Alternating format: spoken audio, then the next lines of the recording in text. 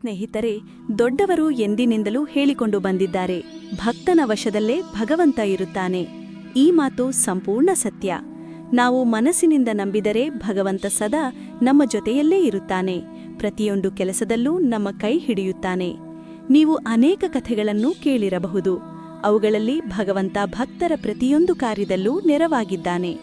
ಉದಾಹರಣೆಗೆ, ಭರಮಾನಂದ ಗುರು ಅವರು ತಲೆಯ ಮೇಲೆ ಗಟ್ಟೆ ಹೊತ್ತುಕೊಂಡು ಬರುತ್ತಿದ್ದಾಗ ಆ ಗಟ್ಟೆ ಸ್ವತಃ ಅವರ ತಲೆಯ ಮೇಲಿಂದ ಮೇಲಕ್ಕೆ ಎತ್ತಿಕೊಂಡು ಬರುತ್ತಿತ್ತು. ಅದೇ ರೀತಿ ಕೃಷ್ಣ ಭಕ್ತ ಜನಾಭಾಯಿ ಮನೆ ಕೆಲಸ ಮಾಡುತ್ತಿದ್ದಾಗ ಮತ್ತು ಕೆಲಸದ ಮಧ್ಯೆ ಭಗವಂತನ ಭಜನೆ ಮಾಡುತ್ತಿದ್ದಾಗ ಅವಳು ದಣಿದರೆ ಅವಳ ಅರ್ಧ ಕೆಲಸವನ್ನು ಸ್ವತಃ ಭಗವಂತನೇ ಮಾಡಿಕೊಡುತ್ತಿದ್ದನು. ಹಾಗೆಯೇ ನರಸಿ ಭಕ್ತನ ಮಗಳ ಭಾತನ್ನು ಭಗವಂತನೇ ಸ್ವತಃ ಬಂದು ತುಂಬಿಸಿದ್ದನು. ಸ್ನೇಹಿತರೆ, ಭಗವಂತ ಸದಾ ನಮ್ಮ ಜೊತೆಯಲ್ಲೇ ಇರುತ್ತಾನೆ. ಅವನು ನೋಡುವುದು ನಮ್ಮ ಶ್ರದ್ಧೆ ಎಷ್ಟಿದೆ ಎಂಬುದನ್ನು ಮಾತ್ರ. ಇದಕ್ಕೆ ಸಮಾನವಾದ ಒಂದು ಘಟನೆ ಇಂದು ಒಂದು ವೃದ್ಧೆಯ ಕುರಿತು ನಿಮಗೆ ಹೇಳುತ್ತೇನೆ. ಒಂದು ವೃದ್ಧೆ ಗುರು ಗೋರಖ್ನಾಥರ ದರ್ಶನಕ್ಕೆ ಬರುತ್ತಾಳೆ. ಹಿಂದಿರುಗುವಾಗ ಒಂದು ಅಂಗಡಿಯಿಂದ ಗುರು ಗೋರಖ್ನಾಥರ ಮೂರ್ತಿಯನ್ನು ಕದ್ದುಕೊಳ್ಳುತ್ತಾಳೆ.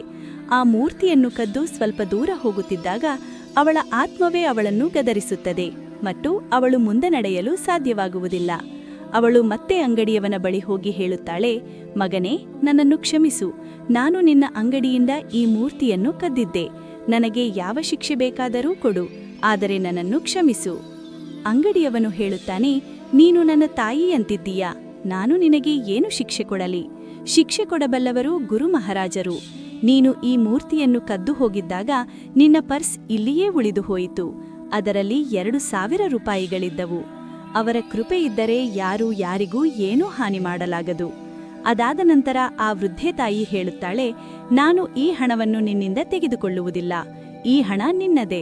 ನನಗಿಂದು ನನ್ನ ಗುರೂಜಿಗಳು ಸಿಕ್ಕಿದ್ದಾರೆ ಎಂದು ಬಹಳ ಸಂತೋಷಪಟ್ಟು ಮನೆಗೆ ಹೋಗುತ್ತಾಳೆ.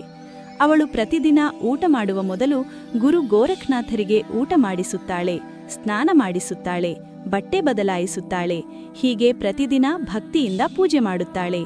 ಒಂದು ದಿನ ಅವಳು ಅಸ್ವಸ್ಥಳಾಗುತ್ತಾಳೆ ಮತ್ತು ತನ್ನ ಸೊಸೆಗೆ ಗುರುಗಳ ಸೇವೆ ಮಾಡುವಂತೆ ಹೇಳುತ್ತಾಳೆ.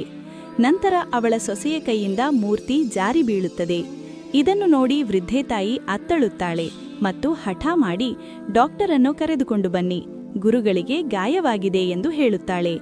ಬಹಳ ಸಮಾಧಾನಪಡಿಸಿದರೂ ಅವಳು ಒಪ್ಪದ ಕಾರಣ ಅವಳ ಭ್ರಮೆಯನ್ನು ದೂರ ಮಾಡಲು ಅವಳ ಮಗ ಡಾಕ್ಟರನ್ನು ಕರೆದುಕೊಂಡು ಬರುತ್ತಾನೆ. ಡಾಕ್ಟರು ಬಂದು ಅವಳ ಭ್ರಮೆಯನ್ನು ನಿವಾರಿಸಲು ಯಂತ್ರ ಹಾಕಿ ಪರೀಕ್ಷಿಸುತ್ತಾರೆ. ಆಗ ಮೂರ್ತಿಯ ಹೃದಯ ಧಡಧಡನೆ ಬಡಿತವಾಗಲು ಆರಂಭಿಸುತ್ತದೆ. ಡಾಕ್ಟರು ತುಂಬಾ ಭಯಪಡುತ್ತಾರೆ ಮತ್ತು ಮತ್ತೆ ಮತ್ತೆ ಯಂತ್ರ ಹಾಕಿ ನೋಡುತ್ತಾರೆ. ಪ್ರತಿ ಸಲವೂ ಧಕ ಧಕ ಎಂಬ ಶಬ್ದ ಬರುತ್ತದೆ. ಡಾಕ್ಟರು ಬಹಳ ಭಯಗೊಂಡು ವೃದ್ಧೆ ತಾಯಿಯ ಪಾದಗಳಿಗೆ ಬಿದ್ದು ನಮಸ್ಕರಿಸುತ್ತಾರೆ.